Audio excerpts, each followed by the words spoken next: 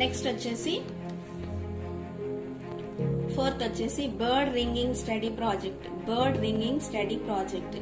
ఇది ఏంటి అని అంటే పక్షులు ఏవైతే ఉంటాయో వాటి యొక్క జీవన శైలి, వలసలు, అలాగే బరువు, ఆహారపు అలవాట్లు వంటి అంశాలపై అధ్యయనం చేయడానికి ఈ బర్డ్ రింగింగ్ స్టడీ ప్రాజెక్ట్ అయితే స్టార్ట్ చేయడం జరిగిందనమాట. ఎక్కడ అంటే రాజస్థాన్ లోని భరత్పూర్ లో కొలాడియో జాతీయ పార్క్ లో అయితే ఈ బర్డ్ రింగింగ్ స్టడీ ప్రాజెక్ట్ అయితే స్టార్ట్ చేయడం జరిగింది.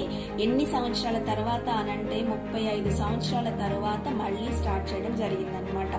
అంటే 35 years ముందు దీన్ని స్టార్ట్ చేశారు, మళ్ళీ 35 సంవత్సరాల తర్వాత రీస్టార్ట్ చేశారు బర్డ్ రింగింగ్ స్టడీ ప్రాజెక్ట్. ఎక్కడ అంటే రాజస్థాన్ లోని భరత్పూర్ లోని కొలాడియో నేషనల్ పార్క్ లో అయితే దీన్ని స్టార్ట్ చేయడం జరిగింది. ఎన్ని సంవత్సరాల తర్వాత అంటే 35 సంవత్సరాల తర్వాత మళ్ళీ స్టార్ట్ చేయడం జరిగింది. అయితే ఈ చెప్పాం కదా ఆల్రెడీ పక్షుల యొక్క బర్డ్స్ యొక్క జీవన శైలి, వాటి యొక్క వెయిట్, అవి తీసుకునే ఆహారపు అలవాట్లు, అవి ఒక ప్రాంతం నుంచి ఇంకో ప్రాంతానికి వలస వెళ్ళడం, వీటి మీద అంటే అలాంటి అలవాట్ల మీద అధ్యయనం స్టడీ చేయడానికి అయితే ఈ ప్రాజెక్ట్ అయితే స్టార్ట్ చేశారు. నెక్స్ట్ ఇది Bombay natural history society and Rajasthan అటవీ శాఖ సంయుక్తంగా చేపట్టింది.